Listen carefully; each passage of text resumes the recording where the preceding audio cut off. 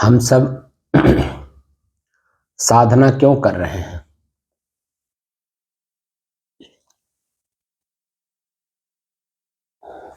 अपने तक जाने के लिए। अपने तक जाने के लिए। शब्द है स्वयं की खोज। जी स्वयं मैं कौन हूं, जी ठीक ना? जी। इसके अलावा और कुछ है? और कुछ नहीं है। क्योंकि हम लोग अध्यात्म का प्रयोग कर रहे हैं, जी व्यवहार का नहीं। जी। तो स्वयं तक कैसे जाएंगे? कोई उपाय है, कोई रास्ता है उसका?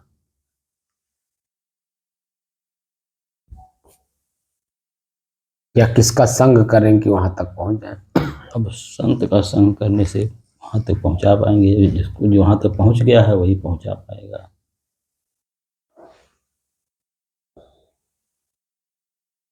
तो आप किसके संग में क्या कर रहे हैं? गलती कर रहे हैं। गलती कर रहे हैं। क्या कर रहे हैं? गलती कर रहे हैं साहब। गलती कर रहे हैं? नहीं, किसके संग में क्या कर रहे हैं, मैं ये पूछ रहा हूँ। संत के संग में अल्लाह की खोज कर रहे हैं। गलती नहीं कर रहे हैं। संत के संग में रहकर बैठकर स्वयं को जानने का प्रयास कर रहे हैं, है ना? जी तो प्रयास में जो संसाधन बताए जाए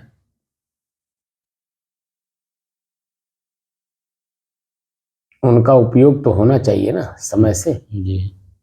तभी तो बात समझ में आएगी। जब तक बात समझ में नहीं आएगी तब तक आगे काम कैसे होगा, ये ना? जी जी। हो गया।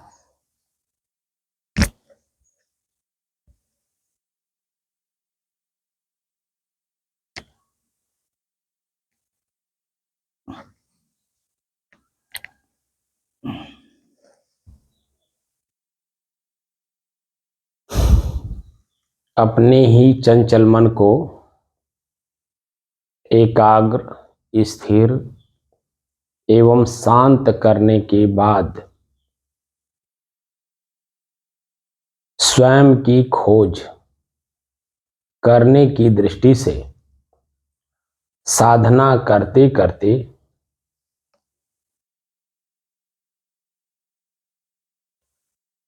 आज 867 दिन हो गए।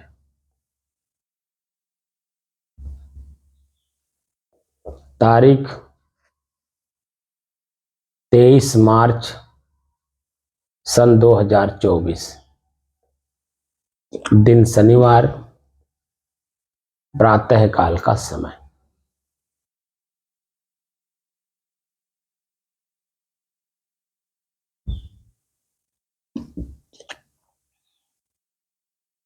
व्यवहार में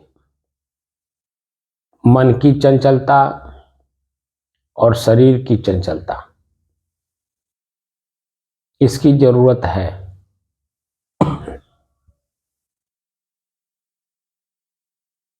लेकिन अध्यात्म में मन को एकाग्र, स्थिर और शांत, मन और शरीर दोनों को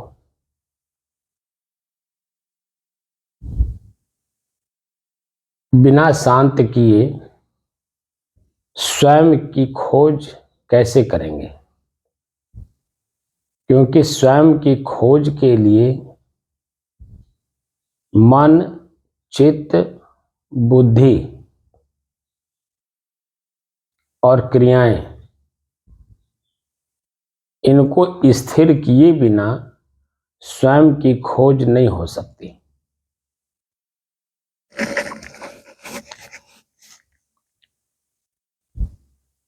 क्योंकि ये भीतर की मंजिल पाना है, यानी स्वयं को पाना है। पाना ही नहीं है बल्कि जो मैं हूं स्वयं, उसे पहचानना है, जानना है और स्वयं अपने आप में ही स्थिर होना है। तो स्वयं तक जाने में जो बाधाएं बीच में आती हैं वो इतना सत्य बता करके आती हैं कि वही मैं हूं, क्योंकि वो बाधा है। सबसे पहले तो आपका शरीर आप तक जाने नहीं देता है, स्वयं आपका शरीर, क्योंकि हम जब से जन्म लेते हैं और जब तक संत का संग करके स्वयं को जानने की मन की प्रेरणा नहीं होती है, तब तक हम शीशे में देख करके अपने इस चेहरे को ही हम मान लिए, ये ना जी ये जो शरीर है, शरीर का जो चेहरा है, जी शिव मान लिया। हृष्ट पुष्ट है, तंदुरुस्त है, कमजोर है, पतला है, मोटा है, इसी को देख करके, गोरा है, सांवला है, काला है, इसी को देख करके हम इसी में उलझे हैं। तो ये तो हो गया इसका।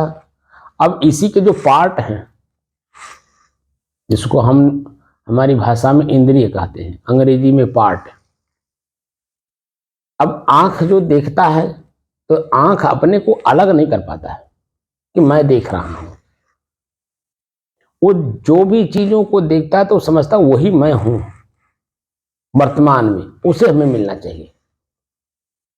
उसके बिना हमारा ये काम बहुत बड़ा नुकसान होगा, हमारा नुकसान होगा वो अगर नहीं मिलेगा तो।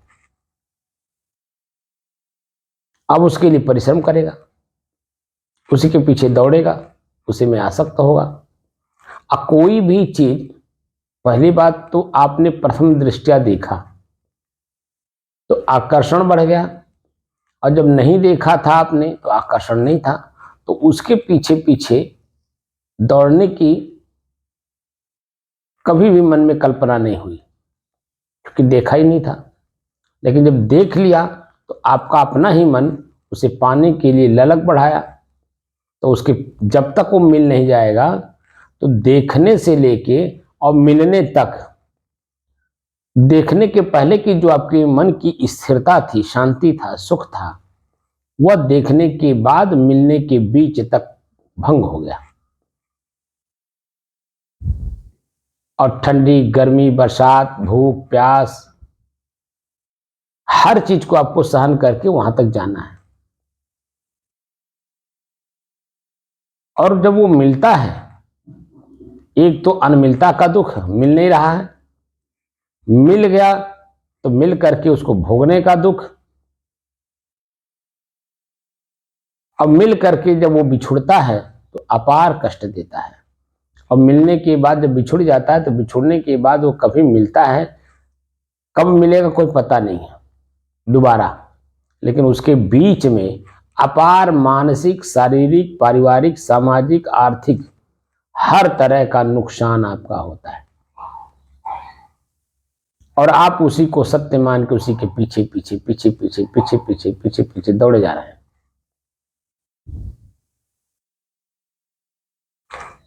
तो जब तक दौड़ते दौड़ते दौड़ते दौड़ते मानसिक, शारीरिक, आर्थिक, पारिवारिक और सामाजिक हरासमेंट नहीं होता है, आप रुकने का नाम नहीं लेते हैं। और जब हरासमेंट हो जाता है, जितना मैंने बताया, तो अंत में जाकर के अपने आप रुकता है, अब क्या करूं। तब जब लास्ट में अब क्या करूं प्रश्न जब उठता है, तब अपने आप पे पश्चाताप, आत्मग्लानि और अपने आप ही घृणा करता है कि मैंने सब समय खो दिया।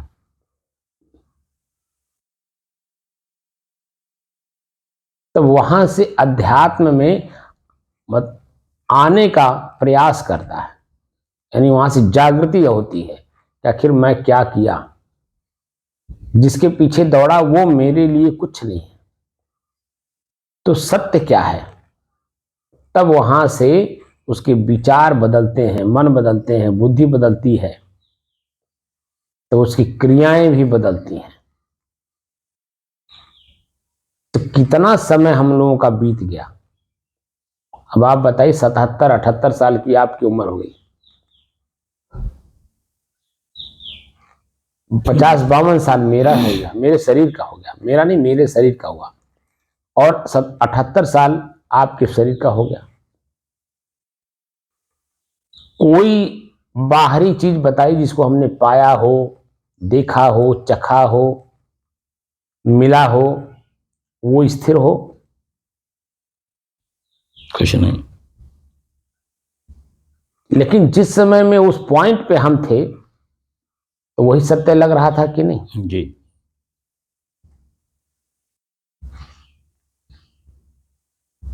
आज जब वो बिछुड़ गया, मिल करके आपको स्वाद दे दिया, अब उस स्वाद में हम आसक्त हो गए।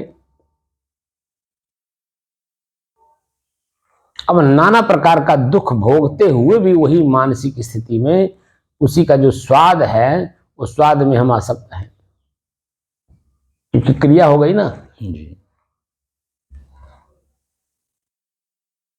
और उसी को पाने की ललक हमारी बढ़ती जा रही, और जिसके कारण हम अपार पीड़ा सह रहे हैं, हर प्रकार का पीड़ा सह रहे हैं, लेकिन फिर भी हमारी चेतना जागृत नहीं हो रही।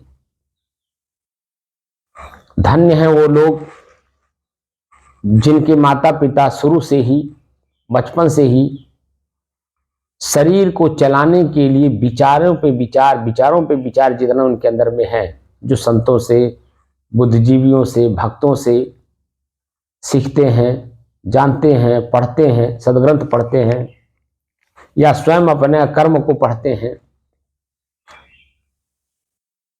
उन लोगों ने जो हम लोगों को संस्कार दिए, उस संस्कार में संस्कारित होकर के ही हम लोग ये सब चीजें प्राप्त कर रहे हैं। क्योंकि मैं भी कभी आप ही जैसा था। धन्य है वो संत, धन्य हो भक्त, धन्य हो मां, जिन लोगों ने मुझे मेरे अपने मनमानी पने से मुझे रोक करके मुझे अपने तक पहुंचने का जो प्रयास उन लोगों ने कराया,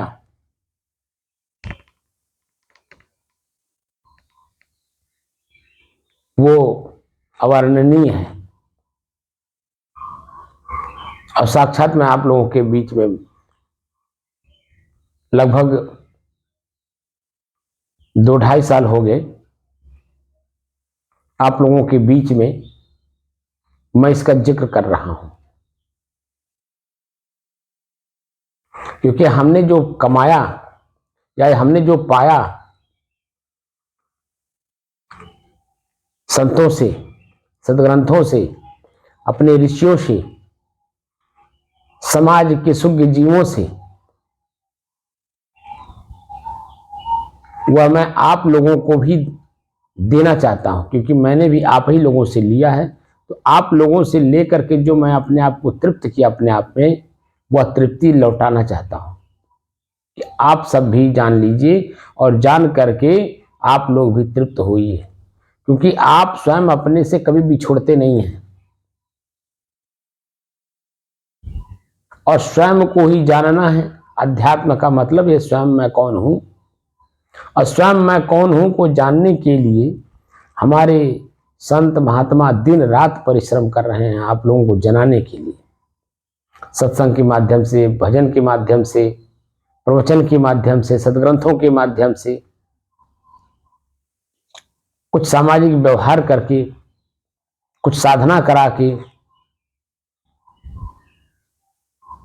लेकिन हम ऐसे हैं कि सोए पड़े हुए हैं, जागने का नाम ही नहीं ले रहे हैं। और जब तक जागेंगे नहीं तब तक वास्तविकता से रूबरू नहीं होंगे, बस स्वप्न में जिए जाएंगे। स्वप्न में कभी राजा बन जाएंगे, कभी रंक बन जाएंगे। रंक माने गरीब, राजा माने धनवान, सुख सुविधा से लैस।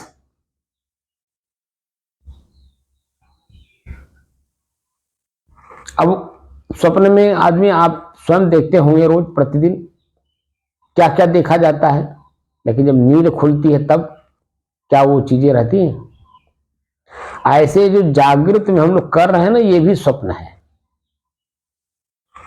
क्योंकि एक क्षण बाद या एक क्षण पहले वो चीज थी नहीं, मिल गई, एक क्षण बाद वो रहेगी नहीं। तो स्वप्न तो है, और वही चीजें हम लोग सो करके देखते हैं, और वही चीजें जागृत में भी हो रहा है। एक शब्द इस जबान से निकलती है, निकलने से पहले, निकलने के बाद, क्या उसी पे हम स्थिर हैं, एक ही शब्द पे? जबान, यही जबान कितनी शब्द बोलती है, जी यही जबान कितना स्वाद लेती है। जी। जिस समय में स्वाद लेती है या जिस समय में बोलती है, उस समय में सत्य जान करके बोलती है कि सत्य है, सुन लो। लेकिन क्या वो सत्य है, इसको सुना रहा है जीव? तो सब परिवर्तनीय है। तो स्वयं को जानने के संसाधन जो मैंने शुरू से बताए, वो मैं स्वयं अपने से कहीं से ला करके नहीं, वो हमने संतों से जाना, क्योंकि मैं खोजी हूं, मैं खुद भी खोजी हूं। इसलिए जो खोजी होता है वो तरह तरह के संसाधनों का प्रयोग करता है, जो सामने पड़ जाए, जो सामने दिखाई दे।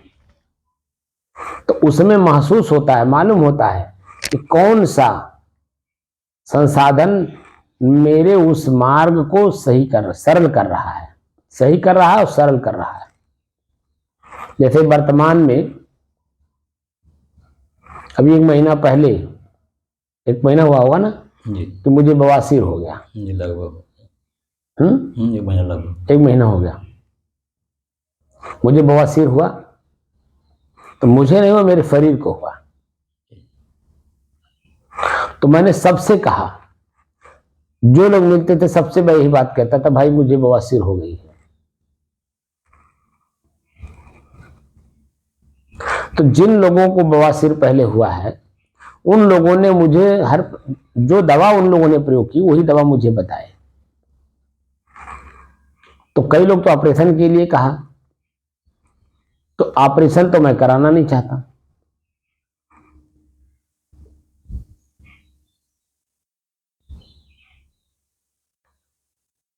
लेकिन जो उपाय दवा के रूप में लोगों ने बताया, उन सभी दवाओं को मैंने प्रयोग किया।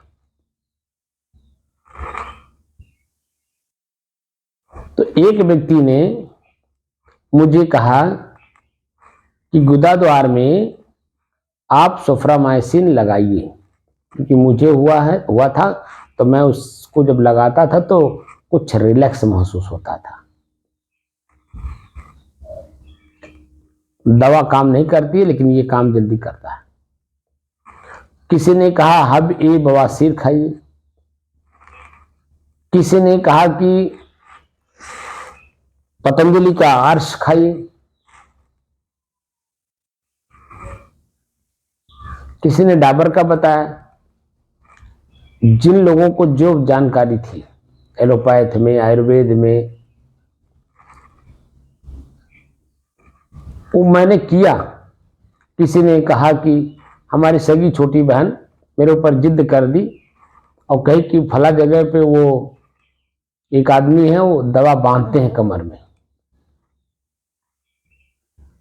वहां भी गया मैं, वो भी करा के आया। 1 बार नहीं 2 बार कराया वहां। लेकिन ये जो बाहरी चीजें हैं, इससे हमें कोई लाभ नहीं हुआ, क्योंकि मैं प्रयोग कर रहा था। तो जो ये सोफ्रामाइसिन है, ये मुझे ज्यादा कारगर लगा। हर दवा से ज्यादा कारगर मुझे सोफ्रामाइसिन लगा, क्योंकि खूनी बवासीर है, खून निकलता है, अपार कष्ट देता है।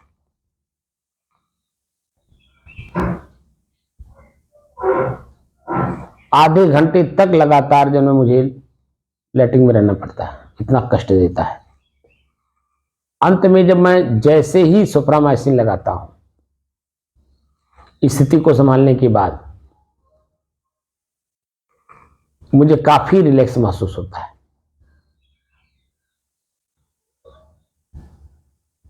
ये इसका जिक्र मैंने क्यों किया? क्योंकि जो साक्षात घटना घटती है और जिसका उपचार हम ढूंढते हैं उसमें हम चलते हैं, और जब तक मेरी अपनी स्थिति सहज नहीं होती है तब तक जो लोग जो चीजें बताते हैं वो हम करते हैं, नहीं होता है जी। एक समय था, ये तो मैंने उदाहरण दिया, एक समय था कि हर व्यक्ति मानसिक रूप से पीड़ित था, जैसे वर्तमान में हैं लोग, ठीक है ना जी। जैसे वर्तमान में भी हो रहे हैं और हैं भी, मानसिक रूप से पीड़ित थे लोग, और अपनी मानसिक पीड़ा के कारण दूसरों को भी वो पीड़ा देते थे, शारीरिक रूप से लड़ाई झगड़ा करना, कत्लेआम करना, तमाम तरह की चीजें। उसी में से हमारे आपके बीच के लोगों ने कुछ उस पर चिंतन किया, मंथन किया और कुछ खोजने का प्रयास किया कि समाज को कैसे मानसिक पीड़ा से मुक्त किया जाए। तो उसके लिए उपचार ढूंढा गया। तो उपचार में क्योंकि अब आंतरिक रूप से खोज किया जा रहा ना, तो तरह तरह के उपाय किए गए। कोई त्राटक मुद्रा किया, उसमें जो पाया वो लोगों को बताया, किसी ने अनाहत ना सुना, किसी ने ज्योति देखा, किसी ने बिंदु देखा। सभी लोगों ने अपने अपने जगह पर अपने आंतरिक चीजों को समझने के लिए जो संसाधनों का प्रयोग किया, उन्हीं संसाधनों को आम आदमी को भी, हमारे आप जैसे लोगों को भी उन लोगों ने बताया कि देखो इसका ये उपाय है तुम्हारे अपने चंचल मन को, पीड़ित मन को, दुखी मन को शांत, सुखी और आनंदित करने के लिए।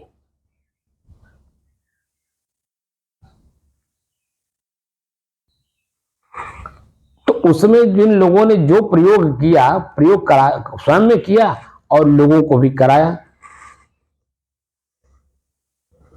तो खोज करते करते करते करते समाज को बैलेंस कैसे किया जाए, यानी सबको एक सूत्र में कैसे बांधा जाए, क्योंकि सभी लोग मानसिक रूप से पीड़ित हैं। मानसिक रूप से पीड़ित होने के बाद शारीरिक और आर्थिक, सामाजिक सभी प्रकार से वो पीड़ित हैं। तो कैसे बैलेंस किया जाए, तो उसका मूल सिद्धांत समझ में आया कि अपने ही श्वास को अपने से अलग होकर के देखो, जिसको दृष्टा और साक्षी भाव कहते हैं। तो जब हम अपने श्वास को देखते हैं तो सबसे पहले तो हमारा चंचल मन श्वास को देखने में रुकता नहीं है। लगातार 1 घंटे तक हम अपने श्वास को देखें, 1 घंटे तक ये रुकेगा? 1 मिनट तक तो रुक ही नहीं पाता है। 1 घंटे तक लगातार कैसे देखेगा? तो उसी के लिए साधना कराया गया। साधना का मतलब अभ्यास, ठीक है ना। तो संत लोग, ऋषि लोग अपने जहां रहते थे उस जगह को उन लोगों ने गुरुकुल बनाया। गुरुकुल, गुरु की वाणियों पर, ऋषियों की वाणी पर रिसर्च करने का तरीका, जानने, समझने, सीखने और अपने आप को अपने आप में ही संतुष्ट, तृप्त करने की प्रक्रिया, वो एरिया बनाई गई, कुल कहा गया। कुल यानी जो मैं कर रहा हूं उसी में आप भी आकर के अपने जीवन को सार्थक करिए। तो गुरु का कुल, कुल माने होता है खानदान, एक कुनबा। तो जो जिस तरह की अपने अंदर में जिज्ञासा रखता था, उसी जिज्ञासा के अनुसार वो गुरुकुल में जाके ऋषियों से अपने आप को संपर्क करके और उसी तरह से अभ्यास करके जानने का प्रयास करता था। तो धीरे धीरे धीरे धीरे धीरे धीरे धीरे धीरे तब सतयुग आया, सत्य का युग आया। मतलब सभी लोग एक दूसरे का सम्मान करना सीख गए। समाज शब्द वहीं से आया। सम धन आज, सम माने बराबर, आज माने वर्तमान। सबका उतना ही सम्मान होना चाहिए जितना सम्मान स्वयं हम चाहते हैं। हम जब दूसरे को सम्मान देंगे तभी मुझे सम्मान मिलेगा। यानी जो मैं दूसरे को दूंगा वही चीज प्रतिक्रिया के रूप में मुझे मिलेगा। हम गाली देंगे तो एक गाली का बदला सूद ब्याज सहित 10 गाली हमको मिलेगा। जैसे आप बैंक में पैसा रखते हैं और उससे सूद चाहते हैं, ब्याज चाहते हैं, तो अगर आपने 1 लाख रखा तो बैंक आपको 10%, 5% जो भी उसका एक नियम होगा उतना जोड़ करके उसमें बढ़ोतरी करके ना देता है आपको जी। अगर उसमें आपको लाभ न मिले, बढ़ोतरी करके ना मिले, तब क्यों रखेंगे वहां? क्योंकि जो पैसा आप वहां रखते हैं उस पैसे से वो कमाई करता है तब आपको देता है। ऐसे नहीं दे देता है कि आपका पैसा रखा है तो आप ले लीजिए, नहीं, उसी पैसे से वो आगे बिजनेस करता है, टर्नओवर करता है, तो वो उससे कमाता है, तब आपको 5%, 7%, 2% जो भी उसका नियम हो उतना आपको देता है, यानी बढ़ोतरी करके देता है। लेकिन उसमें कम करके दे तो आप रखेंगे? क्यों रखेंगे? उससे अच्छा तो हमारे घर में ही है और हम जब चाहेंगे तब खर्च कर लेंगे, जहां चाहेंगे जहां खर्च कर लेंगे। लेकिन जब आप बैंक में दे देते हैं तो तुरंत आपको नहीं मिल जाता है, उसी को निकालने में फिर पूरा दिन लग जाता है।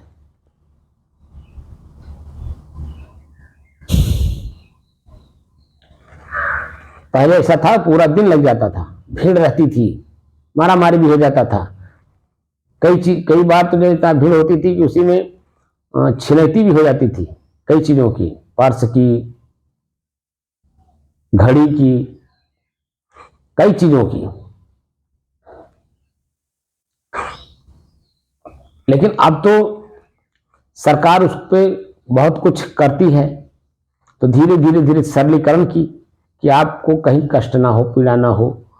तो देखिए एटीएम लगा दी और उस पर आसान कर दी, जीपे, फोन पे, गूगल पे, तो मतलब आपको खर्च करने में कहीं भी आप जैसे अपने पास रखा हुआ धन जैसे आप खर्च करते हैं, उसी तरह से मेरे पास रखे होने के बाद भी आप उसी तरह से प्रयोग करिए जैसे आपके पास अपने पास हो। इतना सरलीकरण कर दिया। तो ऐसा क्यों होता है? हम एक जिक्र क्यों कर रहे हैं? क्योंकि हमें अंदर जाना है, तो जो बाहर की समस्या समाधान किया जा रहा है वैसे ही मेरे अपने तक पहुंचने के लिए स्वयं जब अपने आप में मैं तृप्त रहूंगा, संतुष्ट रहूंगा, सहनशील रहूंगा, क्षमावान बना रहूंगा, तो दूसरे को भी हम अपने में मिला लेंगे। तो श्वास एक ऐसी चीज है जो सबको सब समय में हर जगह उपलब्ध है, सहज में, त्राटक मुद्रा करने में, ज्योति देखने में, बिंदु देखने में, ध्वनि सुनने में, तो आपको समय निकाल करके करना पड़ेगा, कहीं बैठ के करना पड़ेगा। लेकिन श्वास हमारा तो कहीं भी है, हम रास्ता चल रहे हैं तो श्वास देख सकते हैं, हम बात कर रहे हैं तो अपने श्वास को देख सकते हैं, हम भोजन कर रहे हैं तो अपने श्वास को देख सकते हैं, हम पानी पी रहे हैं तो श्वास को देख सकते हैं। इतना सरलीकरण हमारे ऋषियों ने किया। हम बार बार कहते हैं भगवान को पढ़िए ईश्वर के सहारे, इस बात को हम कई बार जिक्र किए हैं ना। जी जी। भगवान को पढ़िए, भगवान को जानिए, मिलिए की बात मैं नहीं करता हूं, जानिए जानिए। भगवान को पढ़िए, जानिए नहीं, पढ़िए। तो भगवान हमारा शरीर है, भगवान, भ भूमि, ग गगन, व वायु, आग नीर। तो जब हम अपने शरीर को पढ़ते हैं, भगवान हमारा शरीर, हम अपने शरीर को पढ़ते हैं, तो जब शरीर को पढ़ते हैं तो जिस समय में हम पढ़ रहे होते हैं उस समय में हमारे अपने ही शरीर में किस तरह का अनुभूति हो रहा है और कौन अनुभूति करा रहा है, पानी, अग्नि, वायु, हवा या आकाश, किस तरह का अनुभूति हो रही, कौन तत्व हमारे शरीर में ज्यादा हावी हो रहा है मेरे ऊपर।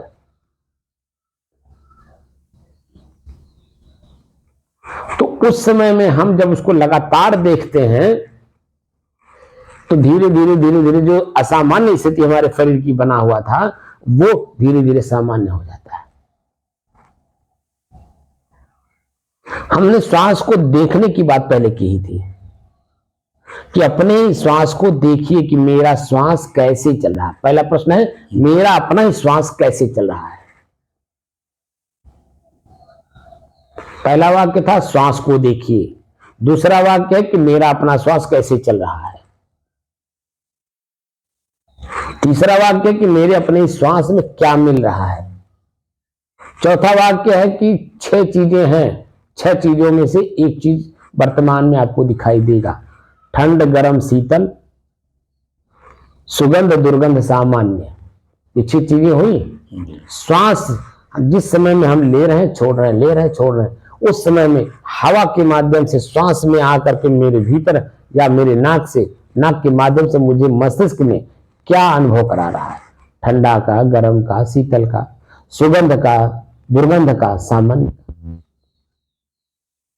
ये 6 मैं हूं नहीं, श्वास में मिल रहा। मैं देखना चाहता हूं कि वर्तमान में हमारे श्वास में क्या है, हमें क्या अनुभूति करा रहा है। ये है बाधा। इन बाधाओं को दूर करना है। फिर हमने क्या बताया कि नाक के निचले हिस्से पर, ओठ के ऊपरी हिस्से पर, यानी जो मोछ का एरिया है, इस एरिया में आपको क्या महसूस हो रहा है, गीलापन, सूखापन, खिंचाव, दबाव, खुजली, यानी क्या अनुभव हो रहा है। यहां पर हाथ को इस तरह से बांध के रखना है, खुजली हो तो खुजलाना नहीं है, गीलापन हो तो पोंछना नहीं है, सूखा हो तो वो कुछ करकरे टाइप का लगता है, जब सूख जाता है ना तो खुजली टाइप की होने लगती है। तो उसको भी हमें छेड़ना नहीं है, खाली देखना है। और हमें क्या प्राप्त करा रहा है, हमारे शरीर को क्या महसूस हो रहा है। जब खुजली थी नहीं तो सामान्य स्थिति थी, खुजली शुरू हो गई तो धीरे धीरे धीरे जब आप लगातार देखते हैं ना अपनी खुजली को, तो पूरे शरीर में खुजली महसूस होने लगती है। एक अवस्था ऐसी आती है कि बिना खजुलाए रहा नहीं जाएगा, क्योंकि वही महत्वपूर्ण दिखाई देगा, उसके अलावा कुछ नहीं। लेकिन जब हम उस हाथ को इस तरह बांध के रखे हैं और हम खुजलाए नहीं, वही जो स्थिति हमारी बढ़ती बढ़ती बढ़ती पूरे शरीर में खुजली जब दिखा देता है, तो लास्ट में जा करके एक अवस्था ऐसी आती है कि खुजली कहाँ गई पता नहीं चलता है, क्योंकि हमने खजुलाया नहीं। तो एकदम सामान्य स्थिति हो जाती है, क्योंकि प्रकृति का नियम है, कुछ उत्थान होता है, ऊपर उठता है, फैलता है, लेकिन कुछ उसकी सीमाएं हैं, उस सीमा के अंतर्गत ही वो रहेगा। और सीमा से बाहर गया एकदम बिल्कुल नीचे डाउन हो जाएगा, सामान्य हो जाएगा, यानी ऊपर नहीं जाएगा, नीचे फिर चला जाएगा। ऐसे ही खुजली थी नहीं, बढ़ते बढ़ते बढ़ते पूरे शरीर में अनुभव करा दिया। अब ये महसूस करा रहा मस्तिष्क को कि बिना खजुलाए रहा नहीं जाएगा, खुजला दो। तो पता चला कि वो खुजली में आपका नाखून था बड़ा हल्का, आपने खजुलाया, वहां कट गया तो फोड़ा हो गया तो आगे अगर उसको आपने उपचार नहीं किया तो तमाम तरह की जन्म और रोग पैदा कर देता है। कभी कभी वो खुजलाहट बड़ा फोड़ा बना देता है, और वो फोड़ा, उसमें 2 चीजें हो जाती है, कील और मवाद, पीड़ा का कारण बनता है।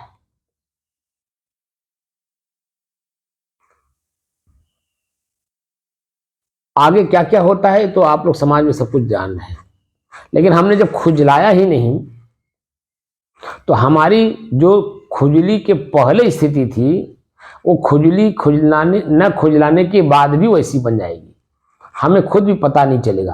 तो हम आगे की सोचेंगे, आगे की बोलेंगे, आगे क्या करेंगे, क्योंकि वो स्थिति सामान्य हो गई। अब ये सब बाधा ही है कि नहीं जी?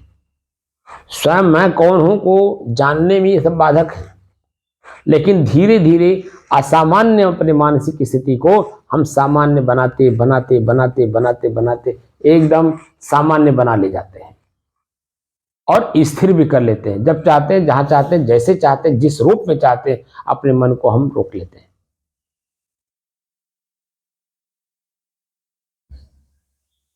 स्थिर हो जाते हैं, शांत हो जाते हैं, लेकिन अपने तक नहीं पहुंच पाते हैं। अभी ये तो बाहरी हिस्से जो हम जिसमें हम आसक्त हैं, जो हमारे बाहरी बाधाएं हैं, इन बाधाओं को देख रहे हैं, जान रहे हैं, समझ रहे हैं और इनका निराकरण करने में लगे हुए हैं। अब जब ये निराकरण हो जाते हैं, सामान्य हो जाते हैं, इनकी जो स्थिति असामान्य हम बना लिए थे, वो जब सामान्य बना लेते हैं, तब धीरे धीरे अपनी तरफ बढ़ते हैं। तो हम पूरे शरीर में, जैसे मैंने अभी कई दिन से अब श्वास को नहीं दिखा रहा हूं, अब मैं अपने शरीर के अंगों को दिखा रहा हूं। तो शरीर के अंग में किस जगह मुझे उसके आगे बढ़ने में बाधक बन रहा है। जैसे पूरा मस्तिष्क दर्द हो रहा होगा तो आगे नहीं बढ़ने देगा, लेकिन दर्द नहीं है, पीड़ा नहीं है, खिंचाव, तनाव, खुजली, गीलापन, सूखापन कुछ महसूस नहीं करा रहा है, तो ये सामान्य स्थिति है। और सामान्य स्थिति में ही एक एक जगह से दूसरे जगह जाने में हमें आनंद आता है या काम करने में सक्षमता बढ़ती है। ये होता है जी। तो जब हम मस्तिष्क को दिखा रहे हैं तो वहां हमें कुछ नहीं मिला, सामान्य स्थिति। फिर हम कान के पास आए, कान के नीचे आए, ऐसे पूरे शरीर में, यानी बाएं साइड में, दाएं साइड में, फिर एक बार पूरे शरीर में, बीच में, आगे पीछे, दाएं बाएं, हर जगह जब हम देखते कहीं कोई रुकावट, बाधा, ब्रेकर नहीं मिलता है, गड्ढा, एकदम हाईवे की तरह हम फिर दौड़ने लगते हैं। तब देखते हैं कि लास्ट में जाकर के अपने मंजिल पे आ जाते हैं, यानी एकदम शांत स्थिति। इसी शरीर में होते हुए भी कहीं पीड़ा, दर्द, खिंचाव, तनाव, गीलापन, सूखापन, खुजली, मक्खी, मच्छर, कुछ भी हमें एहसास नहीं कराता, बस एकदम अपनी एक रस स्थिति रहती है।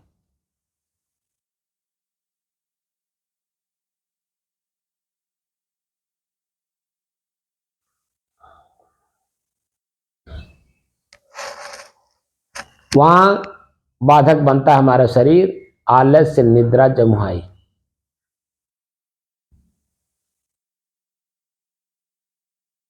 इस पर भी हमें सावधान रहना होगा, चेतना में रह करके इस चीज को अनुभव करना होगा।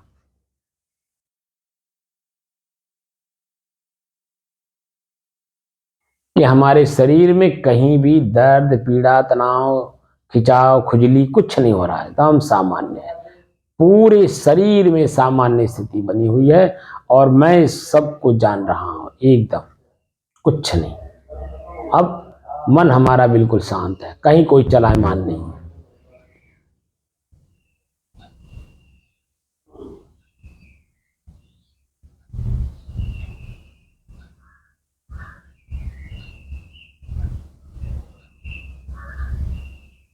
क्योंकि आंख देख नहीं रहा है, कान सुन नहीं रहा है, जीभ न स्वाद ले रहा है, न शब्द बोल रहा है, पैर चल नहीं रहा है, हाथ कुछ काम नहीं कर रहा है।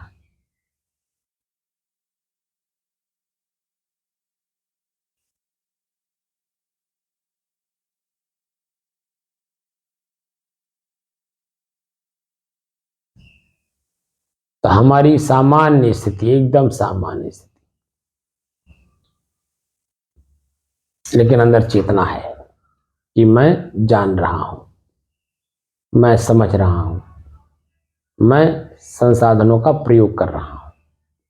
कौन से संसाधन का प्रयोग कर रहा हूं? ईश्वर रूपी संसाधन का प्रयोग कर रहा हूं। अपने ही भगवान को मैं पढ़ रहा हूं, अपने ही श्वास के माध्यम से।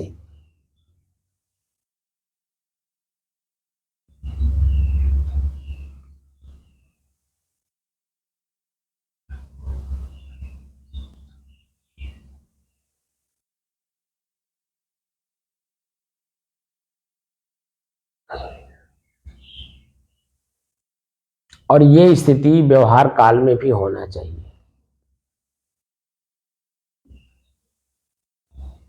रुक रुक करके अपने अंदर में स्वयं प्रश्न कर करके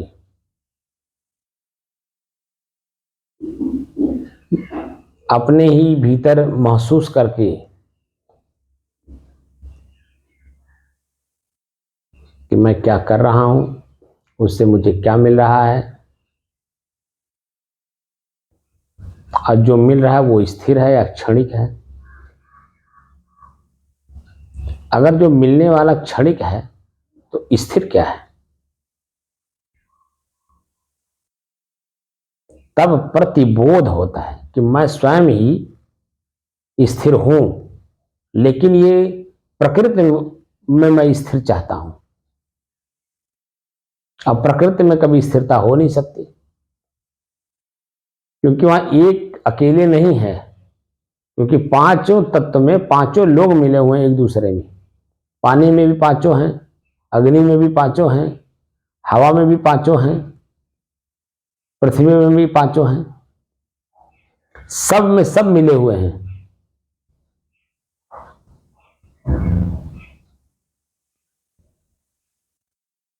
और जब सब में सब मिले रहेंगे तो कोई ना कोई घटना वहां होती रहेगी, क्योंकि जो ज्यादा जबर पड़ेगा वही दूसरे को दबा के रखेगा, और वही दिखाई खाली देगा जो जबर है।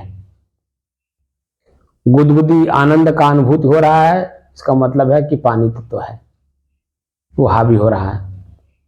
गुस्सा आ रहा है, क्रोध हो रहा है, दर्द हो रहा है, इसका मतलब है कि अग्नि तत्व है।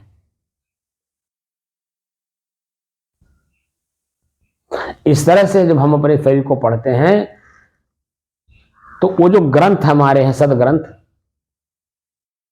वेद से लेकर के रामायण तक, वो इसी को पढ़ करके वहां लिखा गया है।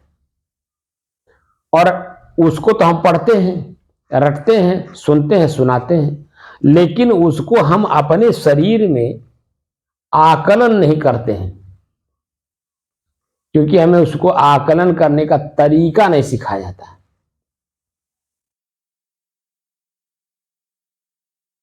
कि जो किताब पढ़ रहे हो, इस किताब को लिखने वाला इसी शरीर को पढ़ करके लिखा है।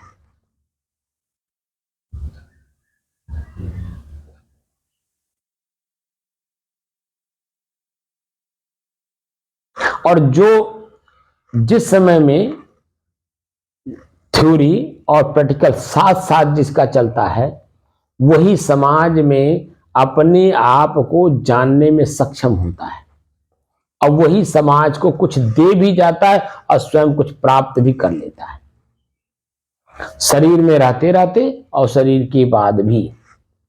शरीर में जब रहता है तो जहां जाता है तो उसका सम्मान होता है, फूल माला पहनाया जाता है, उसका आदर किया जाता है, भाव दिया जाता है उसको। और शरीर में न रहने के बाद आपका ख्याल किया जाता है, स्मृति लाई जाती है,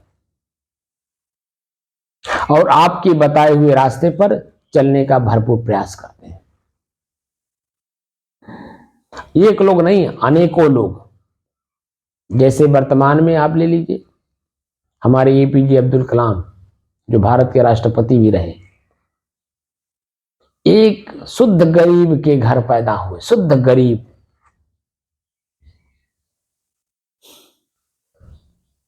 उन्होंने अपने आप को पढ़ने का प्रयास किया और स्वयं पढ़ा अपने आप को, और पढ़ करके समाज को कुछ दिया। यही समाज उनको सम्मानित किया, राष्ट्रपति पद पर उन्हें आसीन किया,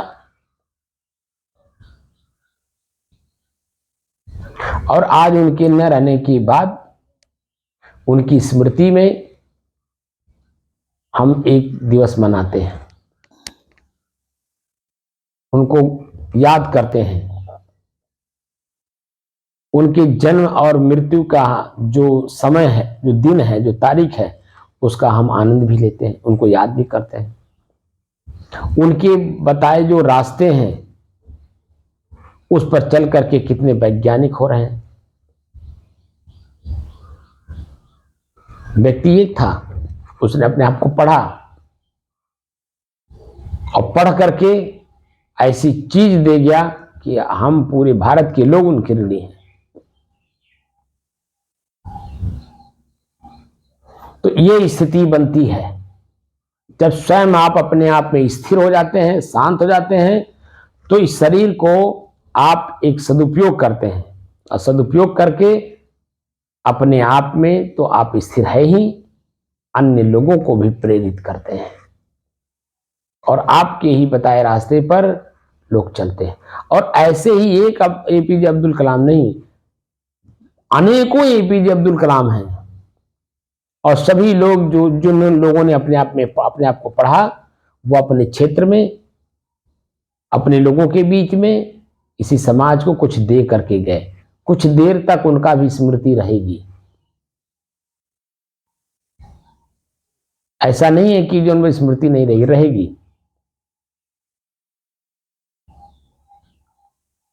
लेकिन जब कुछ करोगे ही नहीं, तो वर्तमान में ही आपका जब सम्मान नहीं है, क्योंकि आप अपने शरीर को पढ़ा नहीं। इसी शरीर को आपने मन की चंचलता के कारण इसका दुरुपयोग किया, और जब दुरुपयोग किया तो यही शरीर आपके लिए रोगी, पीड़ित, दुख, दर्द क्या क्या देता है। लेकिन जब आप पढ़ते हैं तो अपना दर्द, अपना पीड़ा,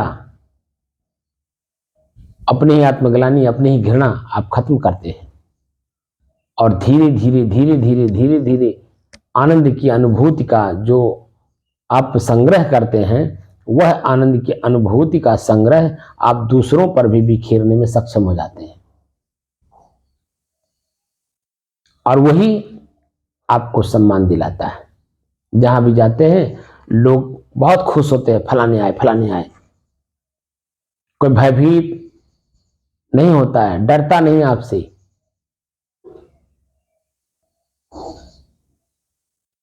बल्कि चाहता कि कितनी देर में आपके साथ रहूं, बल्कि आपके साथ सेल्फी लेता है, आपका ऑटोग्राफ लेता है, क्योंकि आपने स्वयं को पढ़ा और स्वयं के अंदर में पढ़ करके जो कमी थी उसको दूर किया, और जो अच्छाई थी उसको उभारा।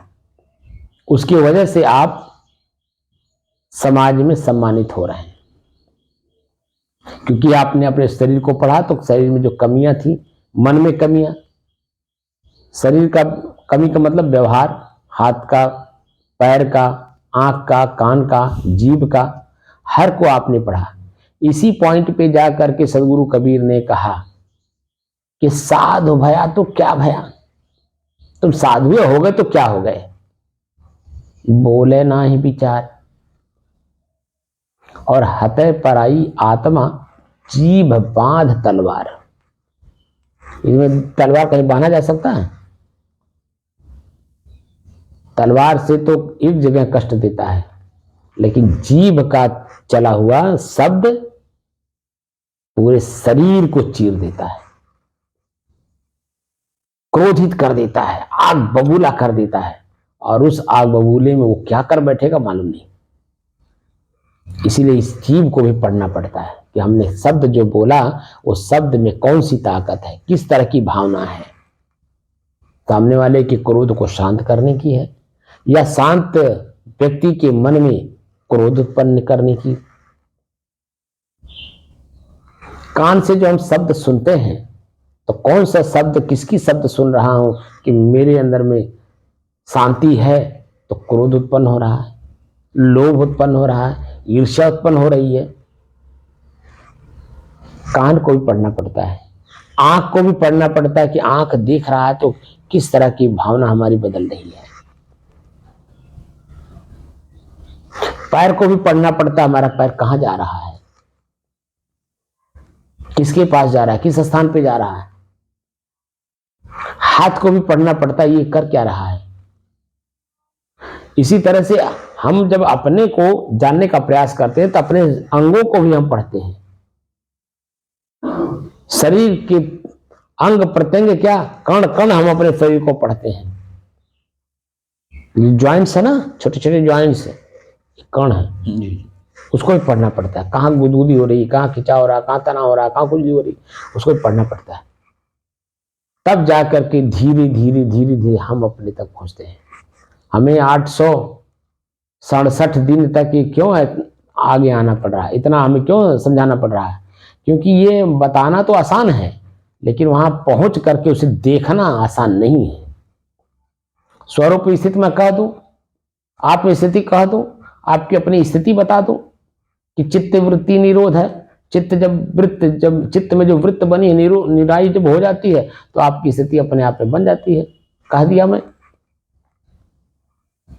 लेकिन उसे स्वयं साक्षात देखने में कितनी बाधाएं हैं।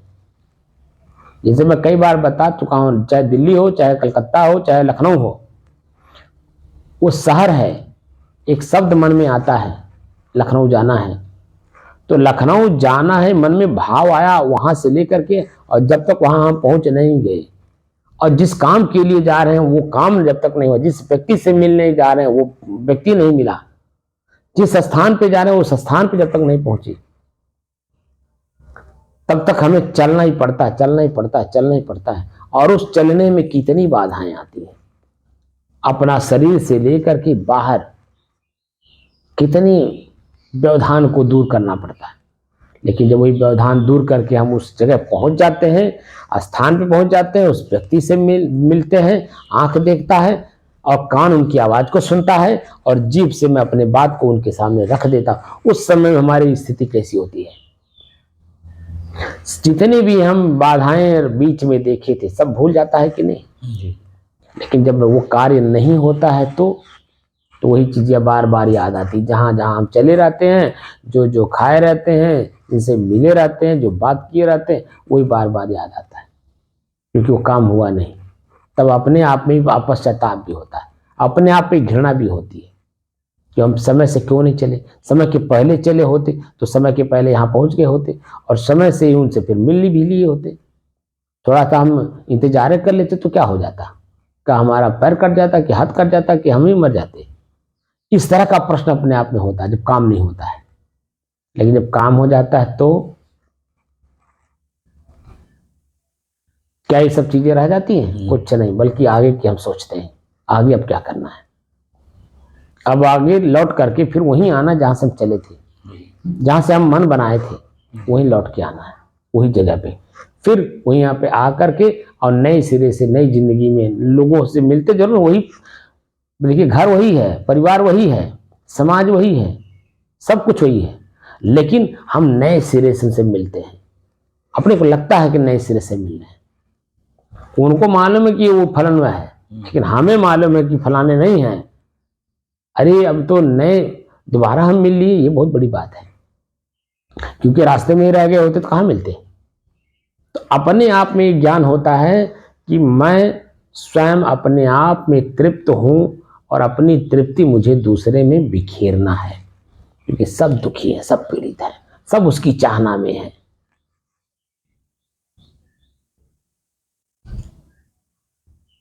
तो हमको मिल गया तो मेरा कर्तव्य है कि मार्गदर्शन कर दें, ताकि ये लोग भी उसको प्राप्त कर लें। भाई जो जैसा कमाई करेगा वैसा प्राप्त करेगा। जब कमाइया नहीं करोगे तो प्राप्त क्या करोगे? क्योंकि जो प्राप्त करना है उसमें आपको खर्च भी करना है। जैसे ट्रैक्टर लेना है तो ट्रैक्टर कंपनी है, वो तो देना ही चाहती है, लेकिन देने की एवज में कुछ चाहती भी है, और नियम कायदे कानून भी समझाना चाहती है। आपको सिर्फ ट्रैक्टर को चलाने की ट्रेनिंग भी देना चाहती है, कि ताकि ये आगे भी सुचारू रूप से खरीदने के बाद अपने जीवन में चलावें, लेकिन सुरक्षित होकर के। क्योंकि इस पे जब घटना घटेगी तो अपने जाबे करेगा, आपको भी साथ लेके जाएगा। लेकिन जब चलाने की कला मालूम हो जाती है तो गाड़ी को भी सुरक्षित करते हैं, और अपने आप को तो सुरक्षित रखते ही हैं, क्योंकि गाड़ी सुरक्षित है तो मैं भी सुरक्षित हूं। लेकिन जब अपने मैं खुद असुरक्षित हूं तो गाड़ी को कहां सुरक्षित कर सकता हूं? यानी अनभिज्ञ हूं, मैं चलाने जानता नहीं, क्योंकि सामने सब पार्ट रहता है, लेकिन हमें मालूम नहीं है स्टीयरिंग क्या काम करता है, क्लच क्या काम करता है, ये चाबी क्या काम करती है, ये ब्रेक क्या काम करता है कुछ पता नहीं है। खाली बैठ करके आनंद भले ले लीजिए, लेकिन जो पार्ट्स है उसके कब कहाँ प्रयोग होते हैं, कैसे प्रयोग होते हैं, किस रूप में प्रयोग होते हैं, कुछ पता नहीं है। जब पता नहीं है तो पता करना पड़ता है। तो कौन बताता है?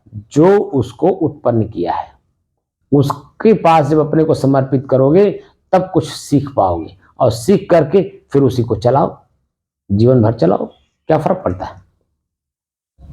लेकिन जब सीखोगे नहीं तब आगे मैं क्या बताऊं, तो आप लोग जानते ही हैं। तो यहां हम लोग सिखा रहे हैं क्योंकि हम लोग कंपनी के मालिक हैं।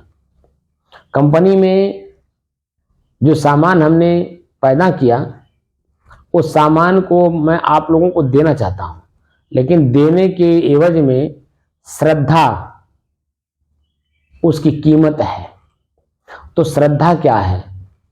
सत्य और सत्य को धारण करने की क्षमता आप में है या नहीं। अगर है तो वो चीजें प्राप्त होगी और वो सुचारू रूप से पूरे जीवन आपको काम आएगा। लेकिन अगर श्रद्धा नहीं है तो वही चीजें आपके लिए घातक हो जाएंगी। कहां दया करना है, कहां क्षमा करना है, कहां सत्य संतोष करना है, उल्टा कर देंगे आप।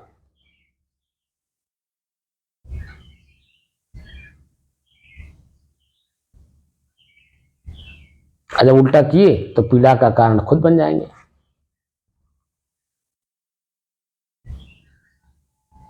हर चीज को,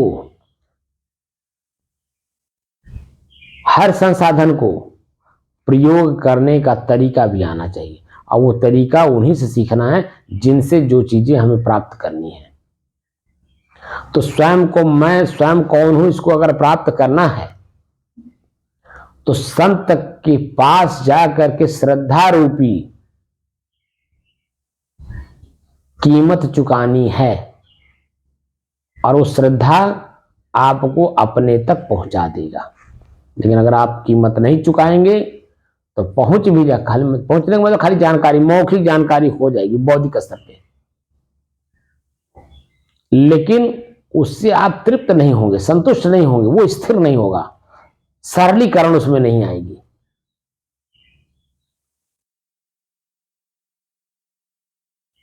इसलिए सत्संग कर रहे हैं, यानी सत्य का संग करने के लिए जो अभ्यास कर रहे हैं, इसका अभ्यास चेतना में रह के करिए।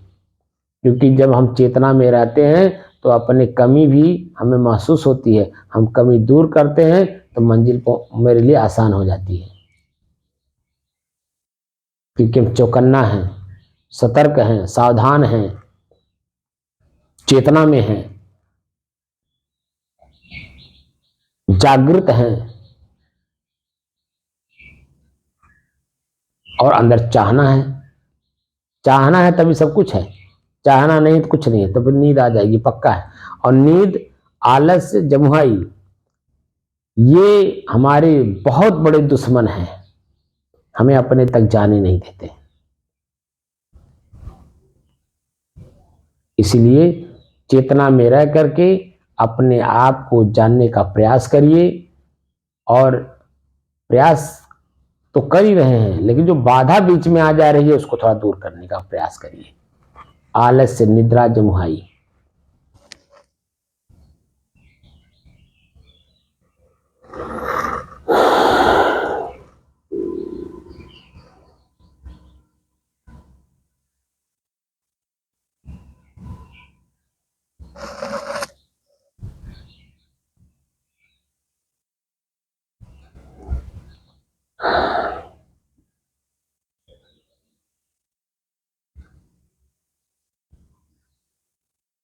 अब 5 मिनट के लिए अपने शरीर के ऊपरी हिस्सों को देख लीजिए। कहाँ दर्द, पीड़ा, खुजली, तनाव, खिंचाव, दबाव कहाँ महसूस हो रहा है। तो उसके बाद अपने श्वास को देखिए।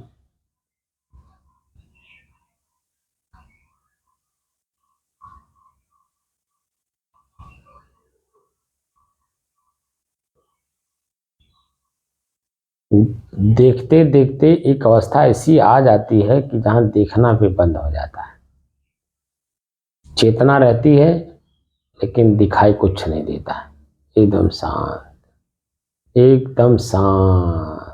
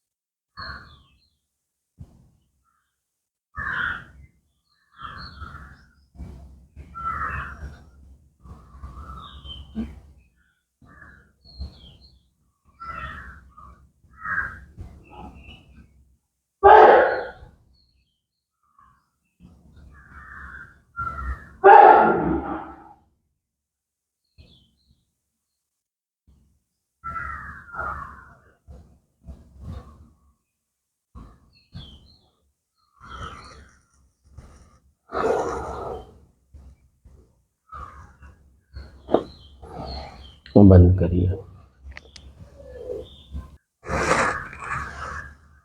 बात समझ में आई? जी। समझ में आई, बैठिए।